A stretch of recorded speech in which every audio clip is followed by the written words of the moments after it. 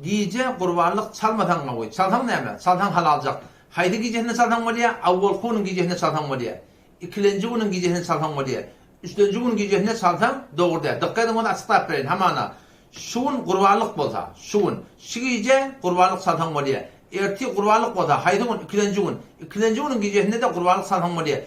Üçüncü gün ne? Üçüncü gün Müslümandığın o gecesi dördüncü gece oldu ya. O gece kurbanlık çalmak doğru diye. Ya hamana. Erti kurbanlık bolup durmasa, şu gece başta gecesini salmak doğru mu? Yok. Kurbanlık diğerleri dana tanınmaz diye. Ünçek gecesine salmak doğru diye. O şaturatında kurbanlık da çalmalı bolanına her kimin boynu vacip bolsa, şoň öz damağın salsak, yani erkek bolsun, qyýda oglan bolsun, şaturatda denany bolsun fark etmeýär, şoň özüniň çalmaklygyna Allah Taala razy bolsun diýip şoň beter sogap bar. Elinden gelýän bolsa, ýüregi etýän bolsa ýaly bolam, öldür saldy. Ýok bolmaýan bolsa, şoň suratynda ejade berse de bolar.